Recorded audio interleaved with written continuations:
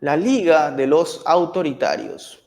Es así como Ursula von der Leyen, presidenta de la Comisión Europea, ha denominado a Rusia y todo aquel que esté de su lado en el conflicto en Ucrania o que sencillamente tenga un pensamiento, una reflexión similar, ya sea Irán, Corea del Norte, China, en fin. La Liga de los Autoritarios, ¿no? De tal parece que en el viejo continente siguen tomando el asunto de la guerra como una película hollywoodense. Hay buenos y malos en la narrativa occidental. Es por eso que doña Úrsula, ha adelantado a sus socios que vayan alistando los tanques y las tropas, porque aunque ella dice que la guerra no es inminente, es una posibilidad. No lo descarten, es lo que acaba de decir Ursula von der Leyen. Tal vez cuando Olaf Scholz cuestionó la posibilidad de que Ursula von der Leyen sea la próxima secretaria general de la OTAN por su mirada sobre los rusos, tiene que ver con comentarios como los recientes. Él lo que planteaba en ese momento era, esta señora puede ser un personaje muy duro para Rusia. Insinuó tal vez que había una rusofobia instalada en ella. En fin, uno se pregunta hacia dónde nos dirige este momento histórico. ¿Estamos ante una escalada o es un juego de pulsos nada más? Para hablar de este y otros asuntos tenemos un invitado de lujo. Vaya que sí. Yo tengo el honor de poder conversar hoy con una persona que usted seguramente va a reconocer. Estamos hablando, nada más y nada menos, que de Roberto de la Madrid, periodista y analista internacional de larga trayectoria, por cierto. Director de un canal de YouTube también, Detrás de la Razón. Roberto, te doy las gracias por tu presencia, tu generosidad y hablaremos seguramente de estos asuntos. ¿Cómo estás? ¿Qué tal? Qué gusto saludarte. Bueno, pues un gran saludo a ti, a todo tu equipo.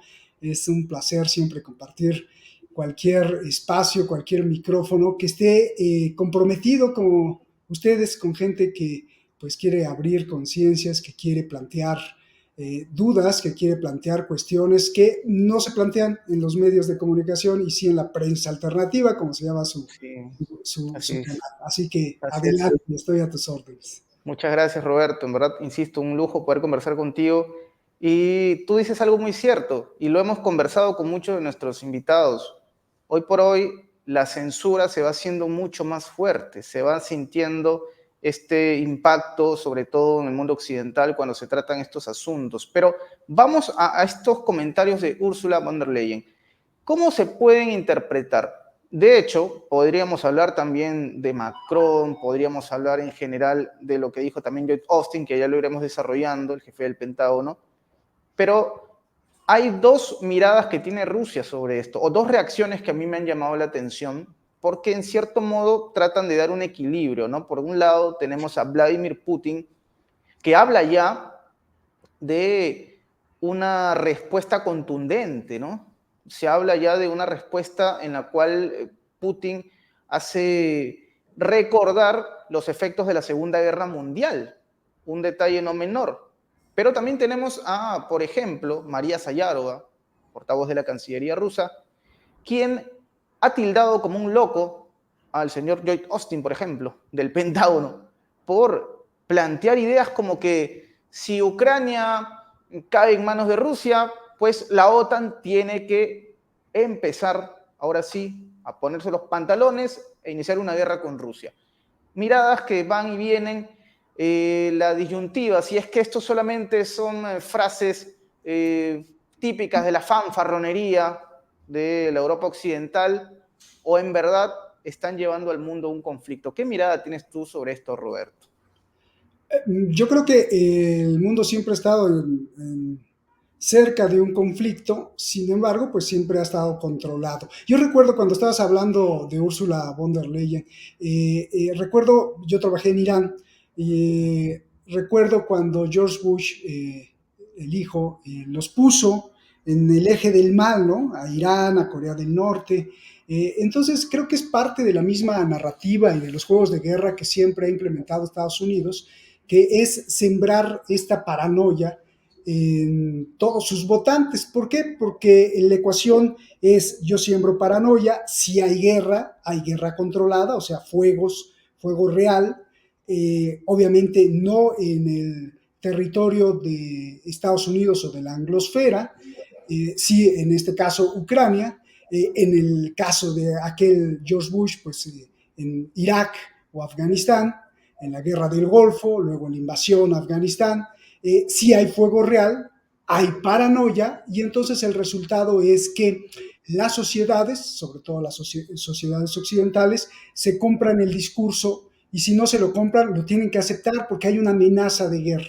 Entonces, mientras hay una amenaza de guerra, es mucho más fácil aprobar presupuestos militares, es decir, mucho más fácil darle dinero al complejo militar industrial, darle dinero a los fabricantes de armas, darle dinero a las 5 principales como Lockheed Martin, Raytheon, darle dinero a todo ese armado que se tiene para seguir produciendo violencia, seguir produciendo armas, seguir produciendo narrativa de guerra, seguir produciendo miles de millones de dólares para unos cuantos. Entonces, sí lo veo así, es como una guerra de Afganistán, como una invasión a Afganistán, como una invasión de Irak 2.0 renovada, constantemente se está renovando y ahora pues es Ursula von der Leyen diciendo que hay que tener cuidado con este gran enemigo que es Rusia, mucho más allá de pensar quién es el bueno, quién es el malo, sino desvelando y revelando la hipocresía y la estrategia que es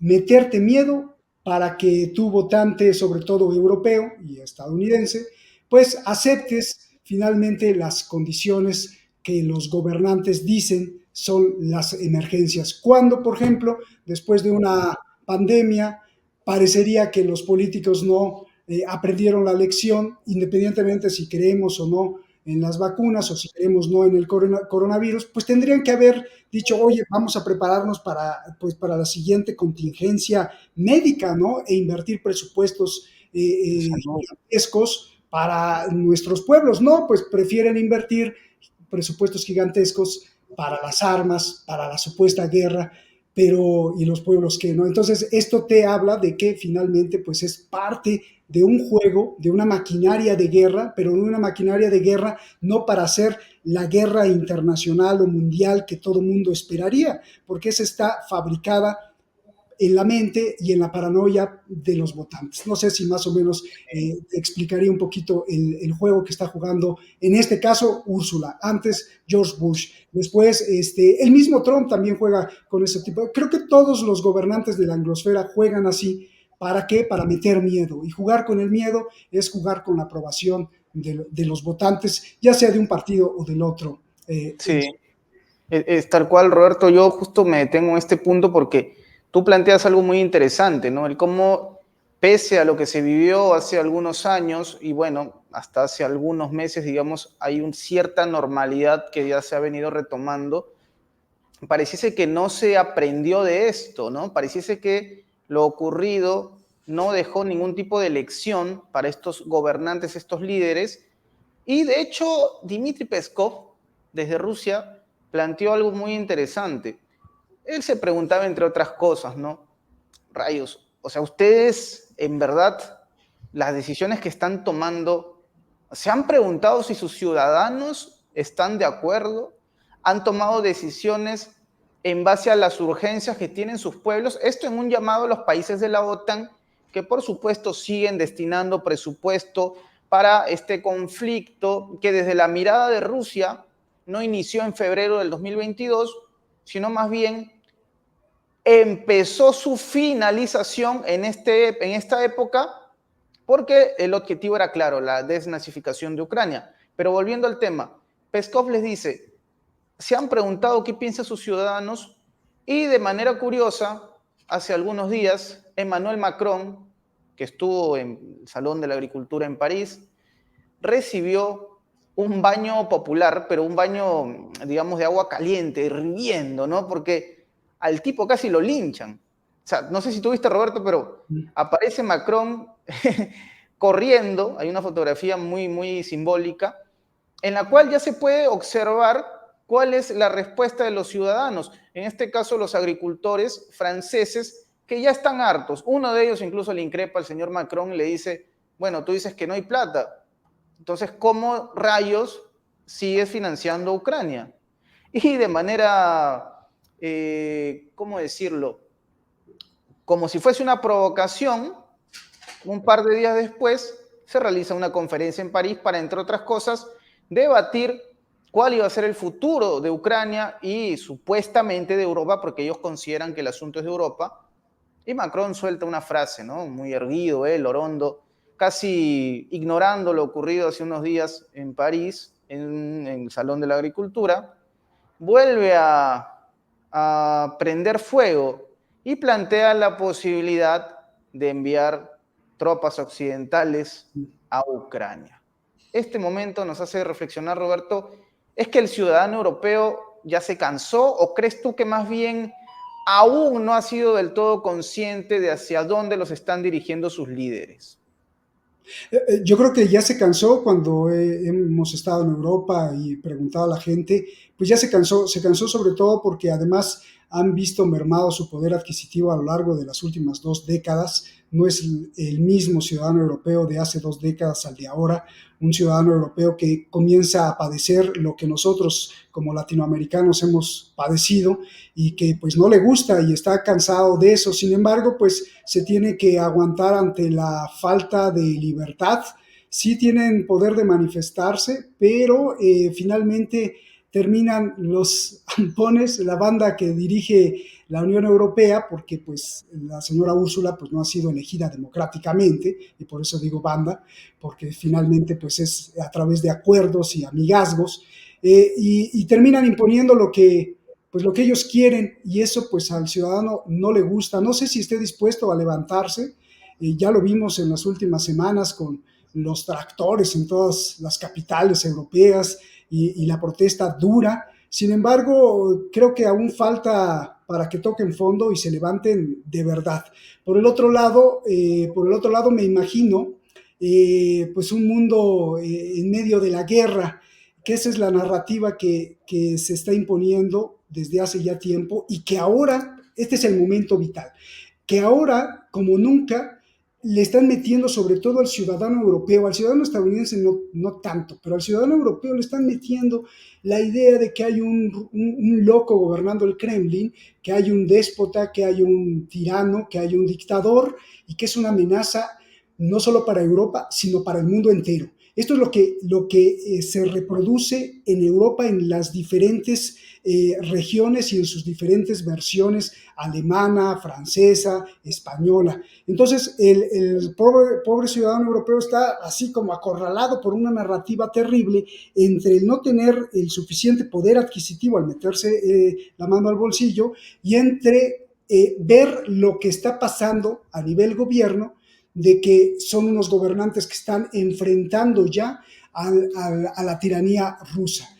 Todo esto es fabricado, Enzo, todo esto es fabricado simplemente para que se siga retroalimentando el poder económico basado en el poder militar. No hay de otra.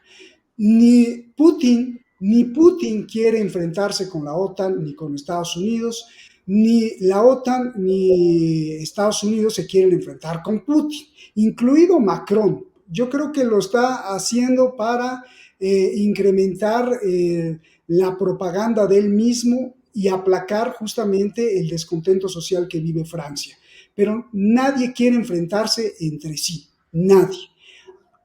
Lo peligroso y el punto crítico que estamos viendo es hasta qué punto, y no creo que sea ahora, sino sea dentro de unos años, hasta qué punto los señores de la guerra, los señores que controlan las finanzas del mundo en la anglosfera, los señores que controlan el complejo militar industrial, hasta qué punto van a llegar en su desesperación que sí provoquen una guerra para un poco salvar su existencia como poder hegemónico. Esa sería la pregunta que la vamos a ver si se resuelve en los próximos 3 o 4 años. Mientras, ni Vladimir Putin quiere una guerra nuclear, ni mucho menos la anglosfera quiere una guerra nuclear, porque este sería un perder-perder en donde van a perder todos y no están dispuestos tampoco a abandonar así el poder, aunque está cada vez siendo más atacado en su hegemonía, sobre todo al dólar, ¿no?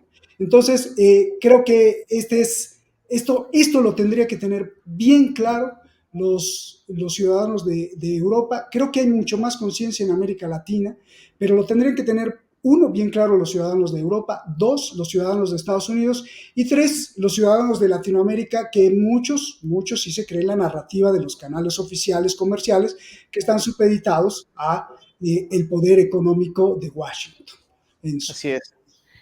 Interesante lo que planteas, Roberto. Entonces, estamos ante un escenario en el cual, entiendo yo, la OTAN de alguna u otra manera necesita justificar su existencia. Nunca el mundo, y esto lo han planteado ellos, estuvo tan cerca del colapso. Es más o menos la narrativa que ellos tienen, pero apareció un personaje, bueno, no es que apareció, amenaza con volver, amenaza entre comillas, porque seguramente hay un sector importante de la ciudadanía estadounidense que va a votar por él. De hecho, Roberto, no sé si compartas la misma mirada, pero parece que es inminente el retorno de Donald Trump al poder. Si uno observa a Joe Biden en las últimas semanas, su imagen se ha venido a pico y ahora mismo yo no sé hasta qué punto los demócratas puedan replantear una figura presidenciable a puertas de ¿qué? 11, 10 meses para las elecciones, salvo que ocurra alguna desgracia en el entorno de Biden, ¿no?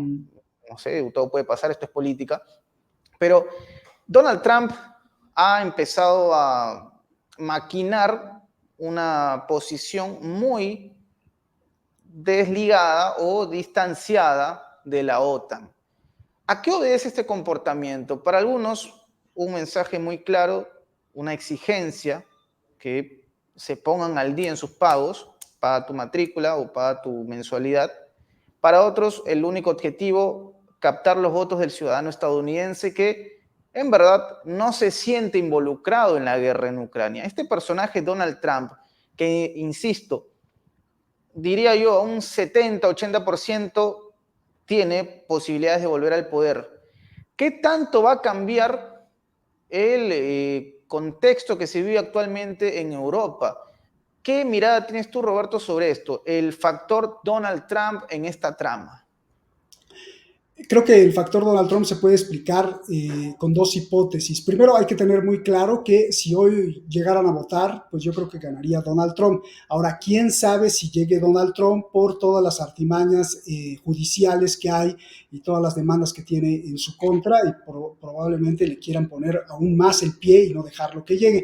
Pero sí, clarísimamente yo creo que si hoy son las elecciones, pues Donald Trump sería el presidente. Hay que ver también qué pasa con Biden y cuáles son las armas secretas que tendría los demócratas, no solo para impulsar a Biden, sino para impulsar a un tercero que desconozcamos y que entre como bateador emergente, porque pues Biden sí se ve muy disminuido, se ve, ¿no? Se ve muy disminuido y los hechos pues lo constatan. Entonces, bueno, Es hablando... viral, Biden.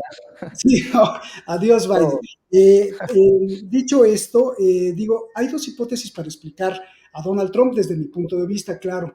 Una es que Donald Trump es el negociante por antonomasia, es el que le gusta hacer negocios y con hacer negocios quisiera salvar a su país, como defendiendo un poco el nacionalismo, la producción interna. Él sabe bien que lo que está presenciando el mundo con China como la fábrica de Francia, pues no digo como la fábrica del mundo, pues no le conviene a Estados Unidos si quisiera que la producción pues regresara a los Estados Unidos. No solo Donald Trump, sino todo el complejo que está detrás de él, como los Rockefeller, como la gente que lo financia o que lo defiende o a la cual él representa. Entonces, si tenemos un Donald Trump haciendo negocios, pues no le importa aparentemente mucho la guerra, y lo que quisiera es deslindarse no solo de Europa, sino ver a una Europa hundida, porque en este mundo multipolar que cada vez avanza más, pues Rusia tendría menos competidores intelectuales y sobre todo económicos. Hay que recordar que la Unión Europea como un país es tan poderosa como Estados Unidos o como China.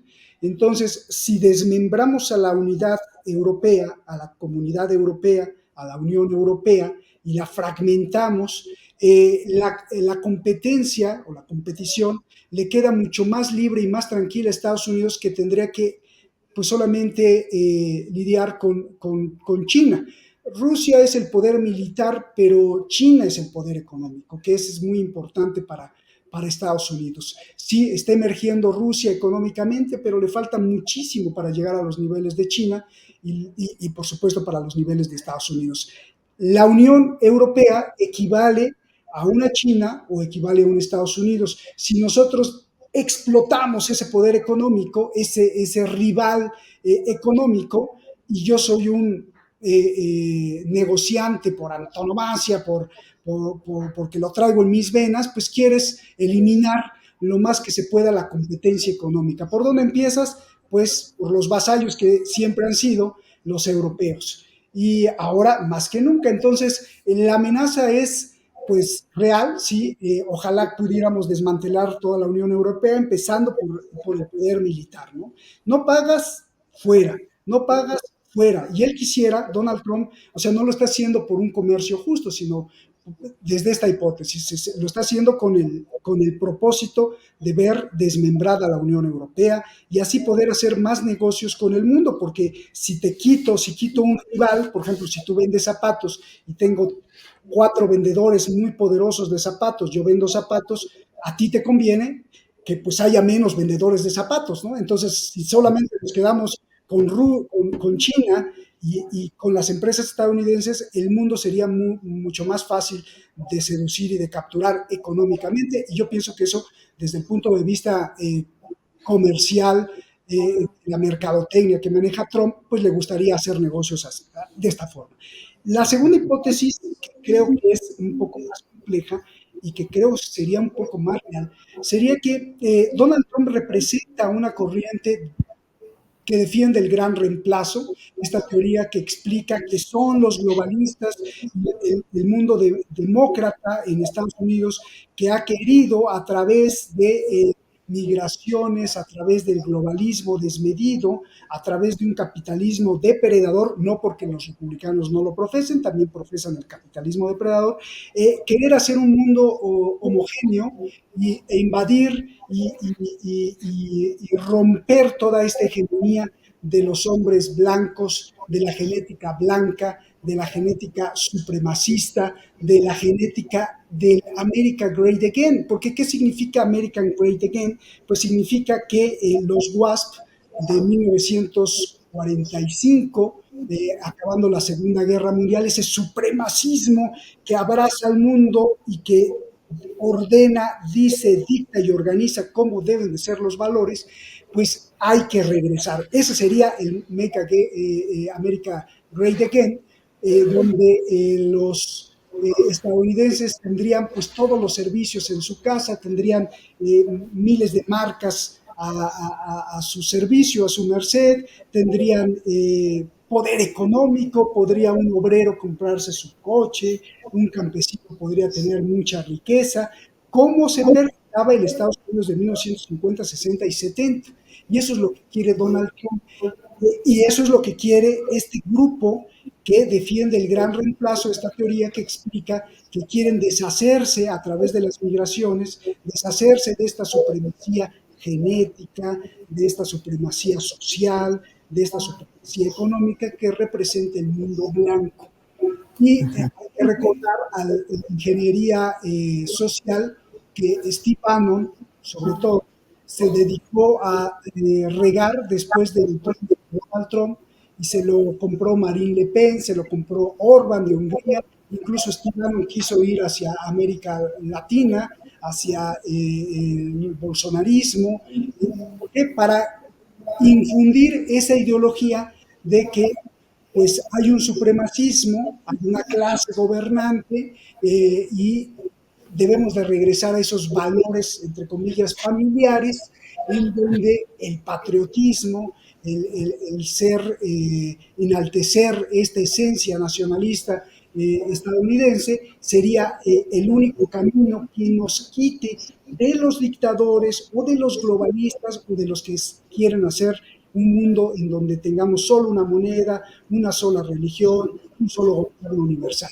Entonces, creo que por ahí apunta más y obviamente deshacerse de Europa es parte de esa ideología, esa Europa que es contestataria, que tiene el poder intelectual de decir vamos a proteger o vamos a obedecer ideas más humanistas. No, no, yo no quiero hablar de eso de humanismo, sino que quiero hablar de supremacía. No sé si un poco te contesto y Sí, claro. un poco controvertido lo que estoy diciendo, lo sé, pero podría explicar ciertas de las actitudes que ha tenido sobre todo Donald Trump, no, no ahora, sino desde su mandato, ¿no? No, Incluido claro. política en Oriente Medio.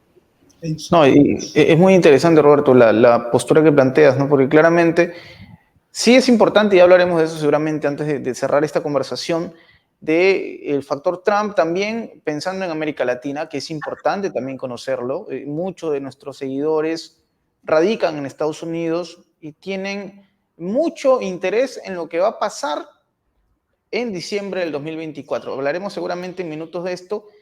Yo quiero plantearte ahora, volviendo un poquito a Europa, de un personaje del que no hemos conversado aún, pero que me gustaría saber cuál es tu mirada sobre el futuro que se le viene.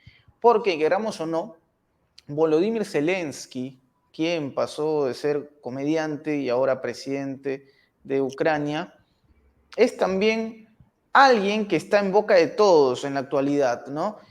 Hace poco hizo una conferencia en Kiev, habló con los medios de comunicación, toreó varias preguntas que le fueron incómodas, como algunas que tenían que ver con su mirada de una perceptible derrota contra los rusos y también su mirada sobre el comportamiento de Estados Unidos hacia él, ya que el financiamiento no es el mismo de antes. Pero hablemos de Zelensky. ¿Qué le espera a Volodymyr Zelensky cuando sabemos, y esto ya lo hemos investigado claramente, tendría que dejar el poder en mayo del 2024, en teoría, digamos, constitucionalmente hablando, aunque no se habla de un periodo electoral, sabemos que Volodymyr Zelensky debería dejar de ser presidente en mayo de este año. ¿Cómo ves el futuro de Zelensky? ¿Qué le espera a este personaje de quien dicen estaba buscando irse a Polonia? Polonia le dijo no, no hay pase para ti. Se habla que incluso podría ser resguardado y se escaparía a Estados Unidos tal vez antes de dejar el poder. ¿Cómo ves el futuro de este personaje en este momento, Roberto? Yo creo que Zelensky es perdón la expresión y perdón si me oye algún familiar, que creo que no, pues un pobre tonto. Creo que es importante encuadrar desde esta perspectiva para hablar del futuro. Creo que es un pobre tonto que se dejó engolosinar o seducir por el poder y por el dinero, que fue captado por los sistemas de inteligencia occidentales para justamente jugar este papel, un papel de payaso. ¿Por qué? Pues, y no por la profesión de comediante que tenía, porque incluso sus programas los hacía creo que en Moscú, sino que fue seleccionado quizá perfectamente para que hiciera justamente ese juego de títere, no me gusta la palabra porque es muy humillante, pero bueno, de títere, creo que le queda perfecto, y él como persona se creyó que iba a tener en sus manos el gran poder cuando simplemente solamente jugaba en un juego en donde él ni era el dueño del tablero, ni era el juego incluso de su propio personaje.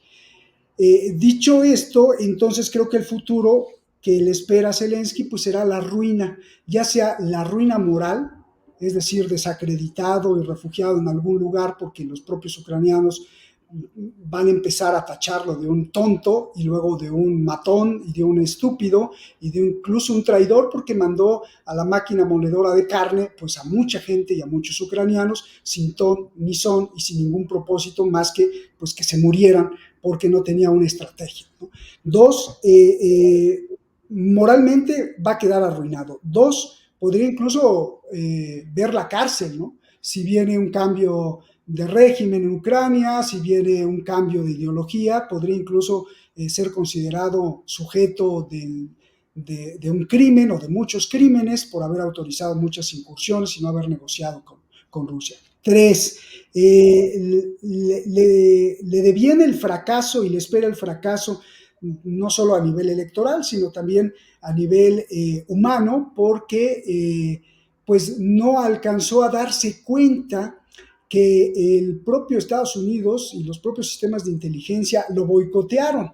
En un principio, no sé si tú recuerdas, se reunió con Putin, auspiciado por Europa, donde se veía a Macron ahí, a la canciller de Alemania, la anterior canciller de Alemania, y se veía Putin y hablaban Zelensky con Putin, pero los propios sistemas de inteligencia y las propias órdenes, incluso directas, no secretas, pues le ordenaron a Putin, no, a Zelensky no negociar con Putin, y pues él queda creo que muy mal con la gente consciente de su país, porque obedeció a las órdenes de guerra que quería justamente Occidente plantear en Ucrania.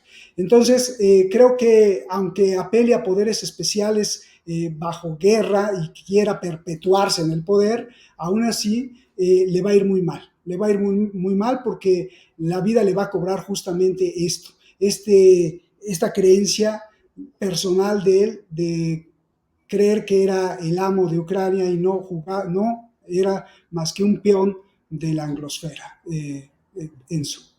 Perfecto, Roberto. Sí, y hasta algunos incluso insinúan que, bueno, lo que voy a decir que eso es un poco fuerte, pero hasta que sea eliminado físicamente. O sea, no descartemos nada. Estamos hablando de un personaje con mucho, más allá de lo bufonesco que se convirtió, con mucho peso y con muchas cosas que puede decir o cantar. Por Y, eso decimos... y Ujú, ¿sabes por qué? sí, Porque no sabe todo, pero sabe mucho. exacto.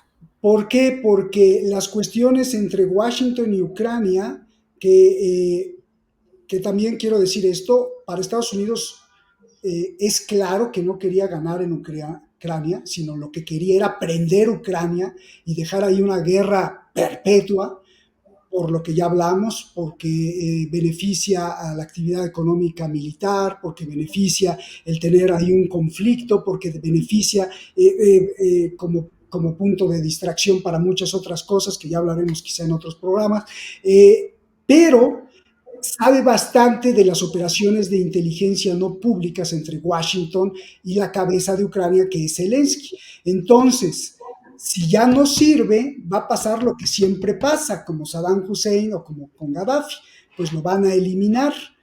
La prueba está que todo el armado de complots misteriosamente se da justo cuando se cae el avión, cuando explota el puente de Crimea, cuando hay varios atentados, pues se da justamente bajo el auspicio de Zelensky. O sea, cuando está en el mando, sin señalar, porque no tenemos pruebas y no somos nosotros agentes de inteligencia, pero es Claro. casi evidente que detrás de todos esos atentados están las inteligencias europeas y estadounidenses ordenando, diciendo y poniendo.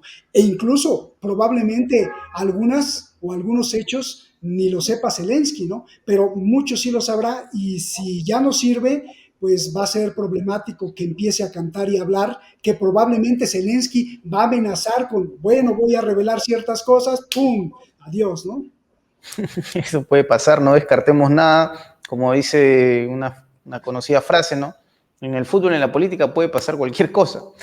Roberto, quiero retomar, porque ha sido una conversación muy rica y seguramente el público ahora mismo se va a sumar en los comentarios. Quiero retomar un punto que tocamos hace unos minutos con el factor Trump, porque no podemos terminar la entrevista sin esta mirada, que es importante, Roberto.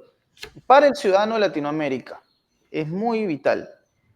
¿Qué le espera ante un posible retorno de Donald Trump al poder?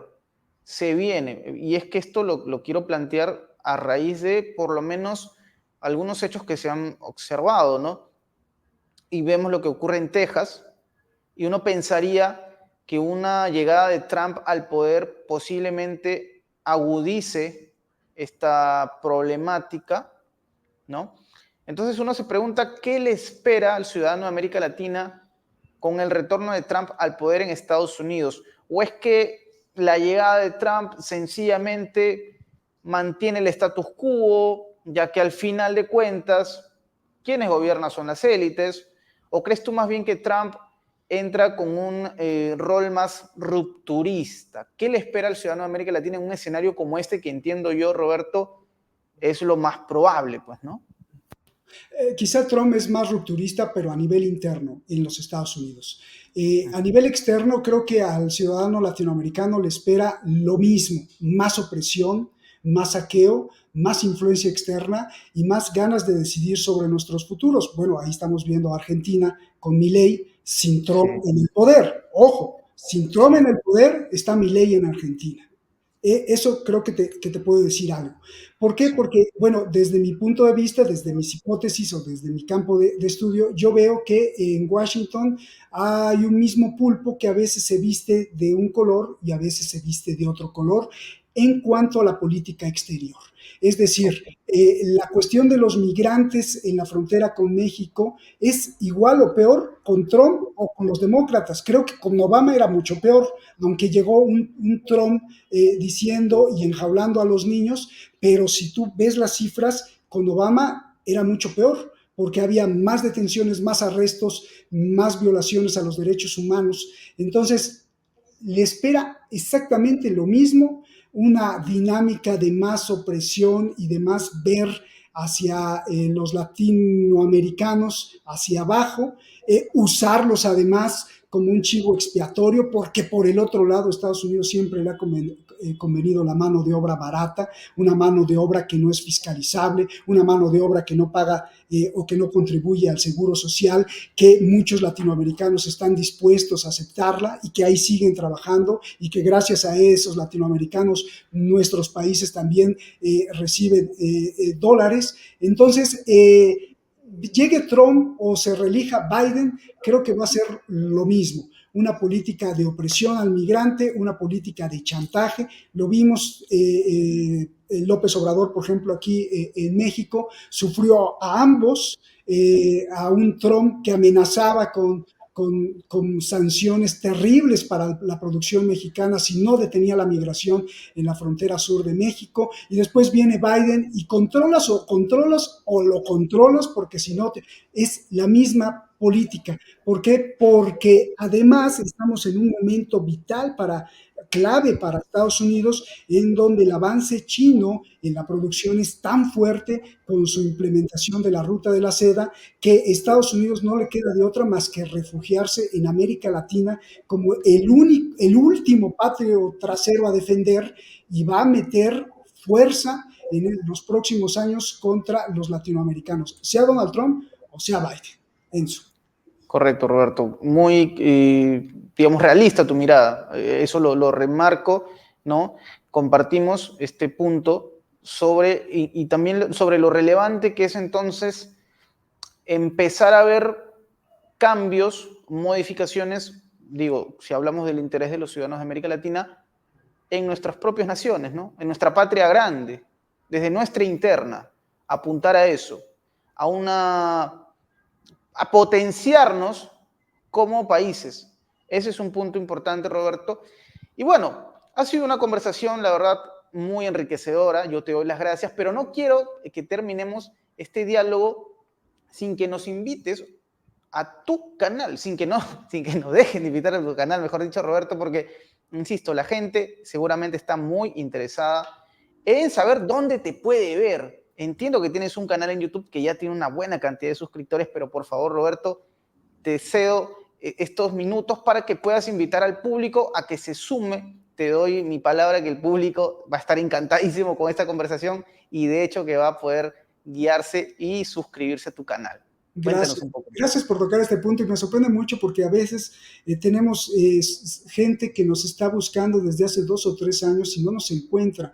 Y hemos denunciado que YouTube y sus motores de búsqueda, porque Google es la madre de YouTube, no sé, por alguna razón, quizá porque estuve en Irán, nos hace a un lado y no aparecemos. Teníamos un canal con millones de vistas, pero millones y millones de seguidores, nos los quitaron. Luego tuvimos otro canal, luego en mi canal personal con cientos de miles nos los volvieron a quitar, y bueno, este último canal que ya tenemos año y medio más o menos, y ahí vamos otra vez queriendo pues decirles aquí estamos. Y cuando nos encuentran, apenas ayer vi otro comentario: Roberto, tenemos 2 años buscándolos a mí, a la productora que es Shadi Narváez, que también hace programas. ¿Dónde están? ¿Cómo están? Es que no aparecemos. Así que bueno, ustedes te creen detrás de la razón, Roberto de la Madrid, y ahí vamos a aparecer y nos pueden seguir, y seguimos con esta comunidad que tratamos de darles algunas semillas, no las verdades. Cada quien fabrica la verdad que quiere o la realidad, pero semillas para reflexionar y para poder investigar y ser críticos. Nos falta ser más críticos como seres humanos, Enzo. Muchas gracias, Roberto, por tu tiempo. Va a aparecer en la descripción seguramente el enlace, ¿sí? Acá lo coordinamos con la producción para que el público se sume, se suscriba y pueda también comentar, compartir tu contenido. Yo encantado de esta plática, Roberto. Te agradezco nuevamente, es un honor. Y agradezco al público que ha estado en sintonía. Los invito, por favor, si es que no se han suscrito todavía a nuestro canal, suscríbanse también al canal de Roberto, comenten, compartan, que a través de ello vamos a poder enviar este mensaje a nuestro pueblo de la Patria Grande, a nuestra ciudadanía. Roberto, nuevamente muy agradecido contigo, querido público. Nos reencontramos en una nueva oportunidad.